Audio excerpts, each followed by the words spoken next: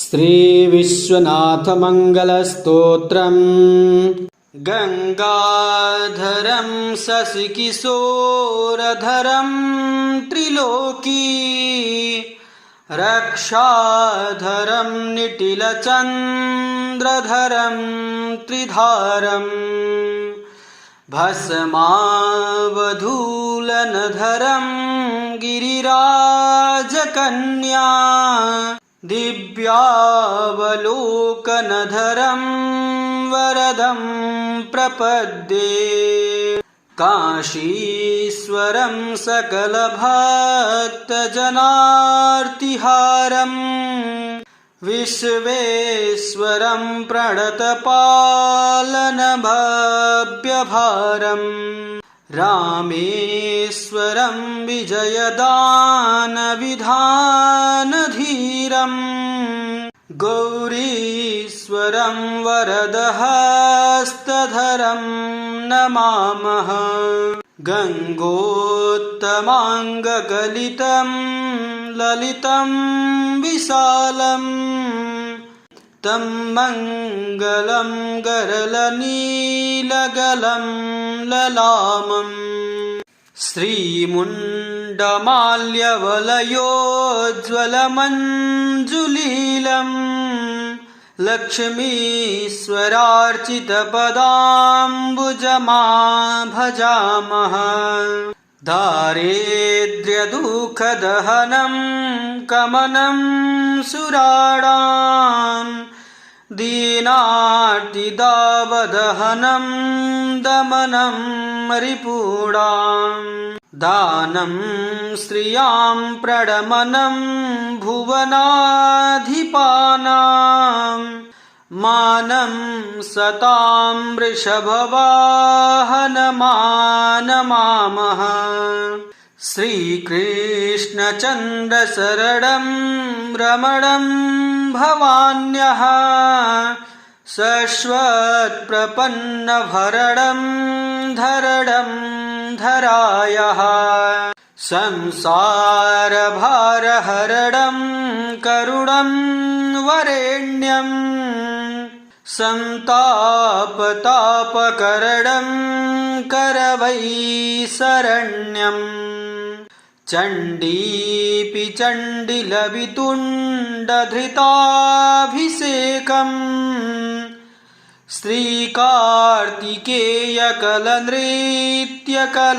श्रीकार्तिकेयकलनृत्यकलावलोकम् नन्दीश्वरास्य वरवाद्यमहोत्सवाढ्यम् सोल्लासहासगिरिजं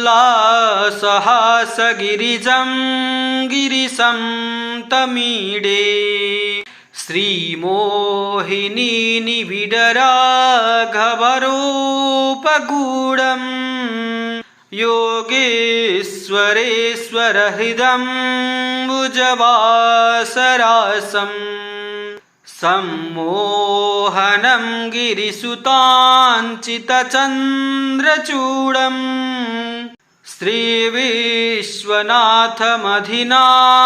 श्रीविश्वनाथमधिनाथमुपैमि नित्यम् आपद्विनश्यति समृद्ध्यति सर्वसम्पद् विघ्नाप्रयान्ति विलयं शुभमभ्युदेति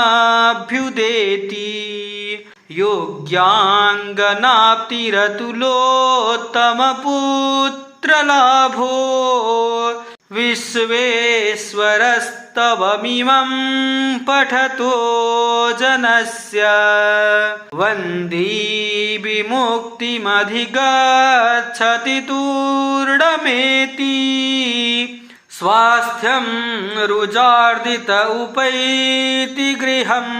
प्रवासी विद्यायशो विजय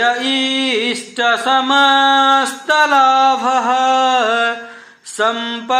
सम्पद्यतेऽस्य पठनात् स्तवनस्य सर्वम् कन्यावरं सुलभते पठनादमुष्य स्तोत्रस्य धान्यधनवृद्धिसुखं समिच्छन् किं च प्रसीदति विभू परमो दयालुः श्रीविश्वनाथ इह संभजतोऽस्य साम्बः काशीपीठाधिनाथेन शङ्कराचार्यभिक्षुणा महेश्वरेण ग्रथिता स्तोत्रमाला शिवार्पिता गंगाधरं शशिकिशोरधरं त्रिलोकी रक्षाधरं निटिलचन्द्रधरं त्रिधारम् भस्मावधूलनधरं गिरिराजकन्या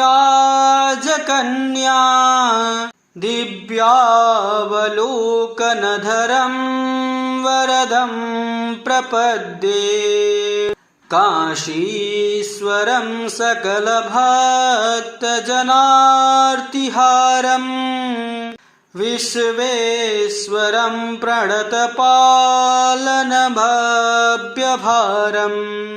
रामेश्वरं विजयदानविधानधीरं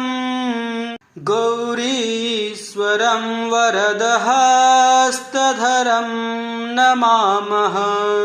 गङ्गोत्तमाङ्गकलितं ललितं विशालं तं मङ्गलं गरलनीलगलं ललामम् श्रीमुण्डमाल्यवलयोज्ज्वलमञ्जुलीलं लक्ष्मीश्वरार्चितपदाम्बुजमा भजामः दारिद्र्यदुःखदहनं कमनं सुराणां दीनार्तिदावदहनं दमनं रिपूणां दानं श्रियां प्रणमनं भुवनाधिपानां मानं सतां वृषभवाहनमानमामः श्रीकृष्णचन्द्रशरणं रमणं भवान्यः शश्वत्प्रपन्नभरणं धरणं धरायः संसारभारहरणं करुणं वरेण्यं संतापतापकरणं करवैशरण्यम् चण्डीपि चण्डिलवितुण्डधृताभिषेकम्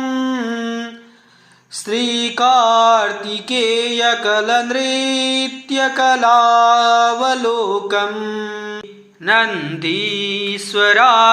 वरवाद्यमहोत्सवाढ्यम्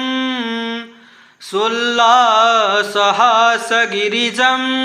गिरिशं तमीडे श्रीमोहिनीनिबिडराघवरूपगूढं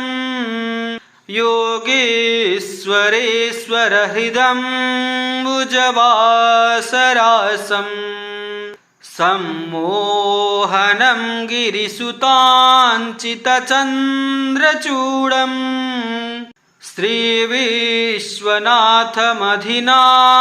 श्रीविश्वनाथमधिनाथमुपैमि नित्यम् आपद्विनश्यति समृद्ध्यति सर्वसम्पद् विघ्नाप्रयान्ति विलयं शुभमभ्युदेति योग्याङ्गनाप्तिरतुलोत्तमपुत्रलाभो विश्वेश्वरस्तवमिमं पठतो जनस्य वन्दी विमुक्तिमधिगच्छति तूर्णमेति स्वास्थ्यं रुजार्दित उपैति गृहं प्रवासी विद्यायशो विजय इष्टसमस्तलाभः सम्पद्यतेऽस्य पठनात् स्तवनस्य सर्वम् कन्यावरं सुलभते पठनादमुष्य स्तोत्रस्य धान्यधनवृद्धिसुखं समिच्छन् किं च प्रसीदति विभू परमो दयालुः श्रीविश्वनाथ इह संभजतोऽस्य साम्बः काशीपीठाधिनाथेन शङ्कराचार्यभिक्षुणा महेश्वरेण ग्रथिता स्तोत्रमाला शिवार्पिता गंगाधरं शशिकिशोरधरं त्रिलोकी रक्षाधरं निटिलचन्द्रधरं त्रिधारम् भस्मावधूलनधरं गिरिराजकन्या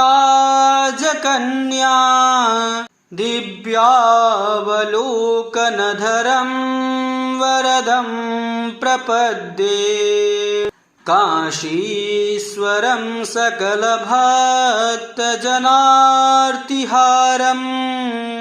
विश्वेश्वरं प्रणतपालनभव्यभारम् रामेश्वरं विजयदानविधानधीरम् गौरीश्वरं वरदहस्तधरं नमामः गङ्गोत्तमाङ्गगलितं ललितं विशालम् तं मङ्गलं गरलनीलगलं ललामम् श्रीमुण्डमाल्यवलयोज्ज्वलमञ्जुलीलं लक्ष्मीश्वरार्चितपदाम्बुजमा भजामः दारिद्र्यदुःखदहनं कमनं सुराणां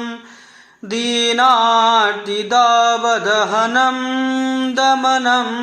रिपूणां दानं श्रियां प्रणमनं भुवनाधिपानां मानं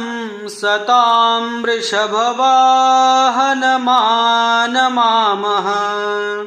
श्रीकृष्णचन्द्रशरणं रमणं भवान्यः शश्वत्प्रपन्नभरणं धरणं धरायः संसारभारहरणं करुणं वरेण्यं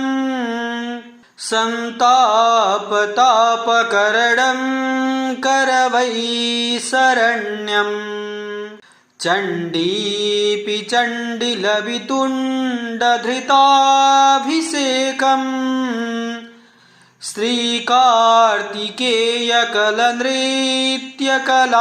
श्रीकार्तिकेयकलनृत्यकलावलोकम् नन्दीश्वरास्य वरवाद्यमहोत्सवाढ्यम् सोल्लासहासगिरिजं गिरिशं तमीडे श्रीमोहिनी निबिडराघवरूपगूढं योगेश्वरेश्वरहृदं भुजवासरासम् सम्मोहनं गिरिसुताञ्चितचन्द्रचूडं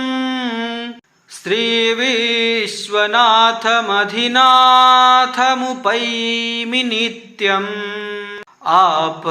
आपद्विनश्यति समृद्ध्यति सर्वसम्पद् विघ्नाप्रयान्ति विलयं शुभमभ्युदेति योग्याङ्गनाप्तिरतुलोत्तमपुत्रलाभो विश्वेश्वरस्तवमिमं पठतो जनस्य वन्दी विमुक्तिमधिगच्छति तूर्णमेति स्वास्थ्यं रुजार्दित उपैति गृहं प्रवासी विद्या यशो विजय इष्टसमस्तलाभः सम्पद्यतेऽस्य पठनात् स्तवनस्य सर्वम् कन्यावरं सुलभते पठनादमुष्य स्तोत्रस्य धान्यधनवृद्धिसुखं समिच्छन् किं च प्रसीदति विभू परमो दयालुः श्रीविश्वनाथ इह संभजतोऽस्य साम्बः काशीपीठाधिनाथेन शङ्कराचार्यभिक्षुणा महेश्वरेण ग्रथिता स्तोत्रमाला शिवार्पिता गंगाधरं शशिकिशोरधरं त्रिलोकी रक्षाधरं निटिलचन्द्रधरं त्रिधारम् भस्मावधूलनधरं गिरिराजकन्या दिव्यावलोकनधरं वरदं प्रपद्ये काशीश्वरं सकलभक्तजनार्तिहारं विश्वेश्वरं प्रणतपालनभव्यभारम् रामेश्वरं विजयदानविधानधीरम् गौरीश्वरं वरदहस्तधरं नमामः गङ्गोत्तमाङ्गगलितं ललितं विशालम् तं मङ्गलं गरलनीलगलं ललामम् श्रीमुण्डमाल्यवलयोज्ज्वलमञ्जुलीलम् लक्ष्मीश्वरार्चितपदाम्बुजमा भजामः दारिद्र्यदुःखदहनं कमनं सुराणां दीनार्तिदावदहनं दमनं रिपूणां दानं श्रियां प्रणमनं भुवनाधिपानां मानं सतां वृषभवाहनमानमामः श्रीकृष्णचन्द्रशरणं रमणं भवान्यः शश्वत्प्रपन्नभरणं धरणं धरायः संसारभारहरणं करुणं वरेण्यं सन्तापतापकरणं करवैशरण्यं चण्डीपि चण्डिलवितुण्डधृताभिषेकम् श्रीकार्तिकेयकलनृत्यकलावलोकम् नन्दीश्वरास्य वरवाद्यमहोत्सवाढ्यम् सोल्लासहासगिरिजं गिरिशं तमीडे श्रीमोहिनी निबिडराघवरूपगूढम् योगेश्वरेश्वरहृदं भुजवासरासम्